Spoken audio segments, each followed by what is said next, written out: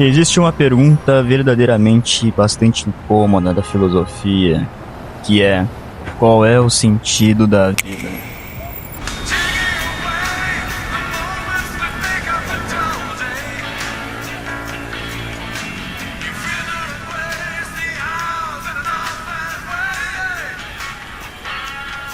Que é a vida? Muitos ficam sem respostas ou simplesmente não sabem o que responder quando se perguntado sobre o sentido da vida. E apesar de não haver uma resposta exata a essa pergunta, cada um encontra sentido na vida ao decorrer dela.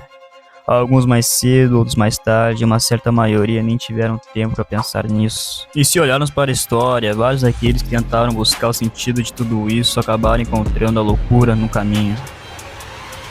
Mas um entre eles foi a fundo na questão. Albert Camus nos apresentou a ideia de Sísifo, que foi condenado aos deuses a carregar uma rocha até o topo de uma montanha, só para deixá-la cair de novo e de novo. E está claro que ele vive preso em uma existência miserável. E se formos analisar bem, não é muito diferente das nossas vidas. Trabalho, ônibus, descanso. Trabalho, ônibus e descanso. Um ciclo repetitivo que só tem pausa durante o final de semana. De novo, não! Me ajuda, meu pai!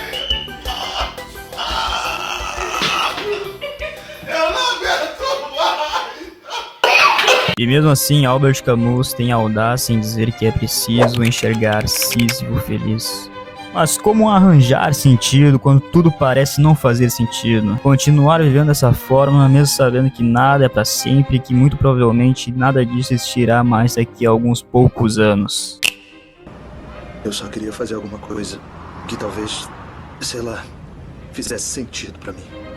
Pois é exatamente essa consciência do absurdo que Camus nos implica, nos propondo a questionar 3 caminhos a lidar com essa falta de sentido. Primeiro é o silêncio definitivo, encerrar a própria existência como forma de escapar da falta de sentido. Caraca, maluco! O que tu fez, maluco? Acho que não é uma boa ideia, né? A segunda é criar um sentido artificial, se agarrar a ideias pré-criadas de algo maior, uma maneira de preencher o vazio com certezas incertas.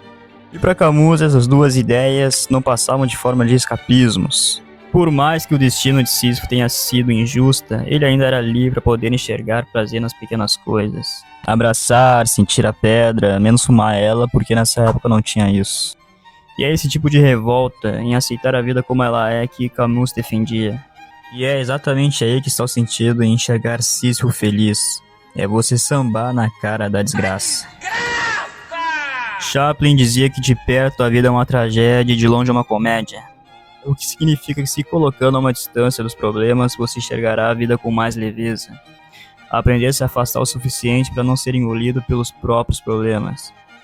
E existem 2 maneiras de enxergar a vida. Uma envolve medo, pessimismo e aflição. A outra é aceitar que a vida tem suas nuances e trivialidades, e mesmo assim entender que a gente está aqui por um motivo maior.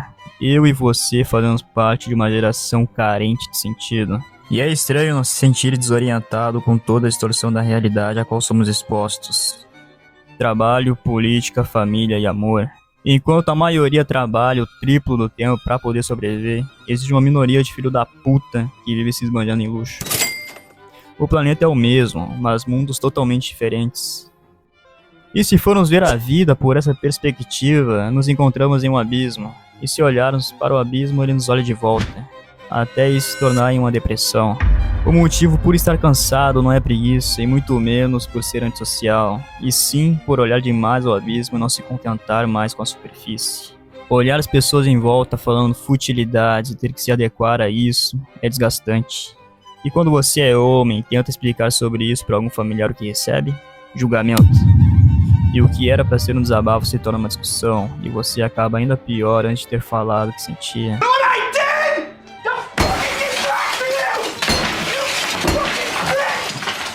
E o que você aprende com isso? Viver escondendo o que pensa e até o que sente. E o resultado disso é você tendo que atuar uma versão bem-humorada sua. Porque de verdade mesmo, ninguém que realmente tem problema finge estar mal, mas sim bem. Atualmente se fala muito sobre depressão, como se isso fosse um problema atual, mas isso vem de décadas. Em A Felicidade Não Se Compra mostra que isso não é uma afirmação equivocada. Filme lançado em 1949 já dizia de todas essas questões que nos perguntamos hoje. Aqui o personagem não está preso a uma pedra como Sísifo, mas preso a uma vida comum, cheia de frustrações, dívidas e responsabilidades. E a sensação constante de que tudo o que viveu até o momento não valeu de nada. Até chegar em seu limite. Yeah, so you still think killing yourself would make everyone feel happier, eh? Oh, I don't know. I guess you're right. I suppose it'd been better if I'd never been born at all. What'd you say? I said I wish I'd never been born.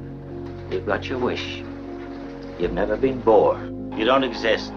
You haven't a care in the world. No worries, no obligations. Até que um desconhecido lhe dá a oportunidade de mostrar como seria o mundo se ele não existisse. Mother, what do you want? Mother, this is George. I thought sure you'd remember me. George who?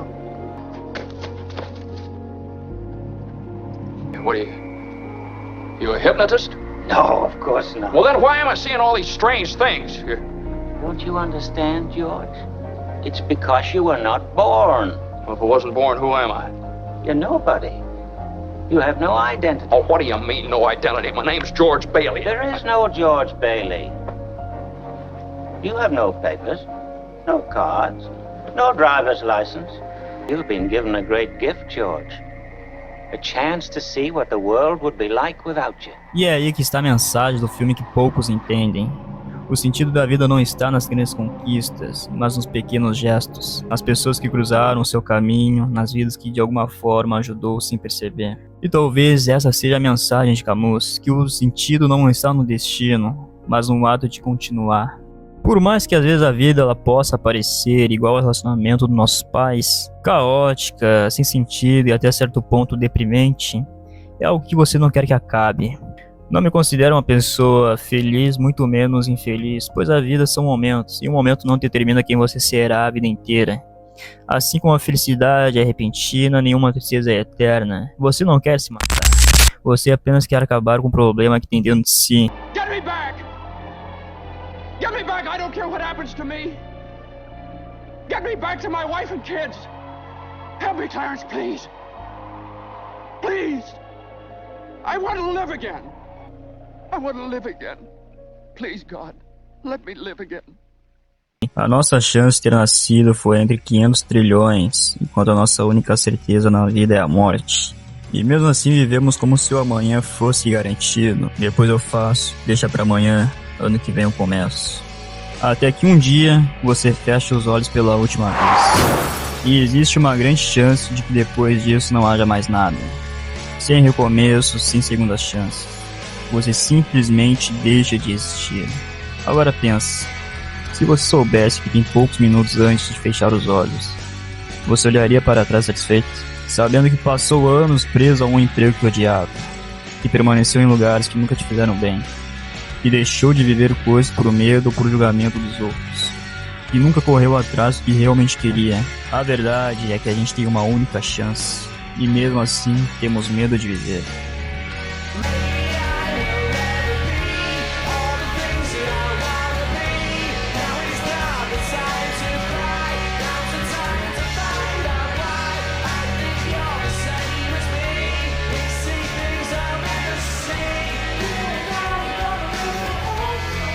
Mas talvez ainda dê tempo.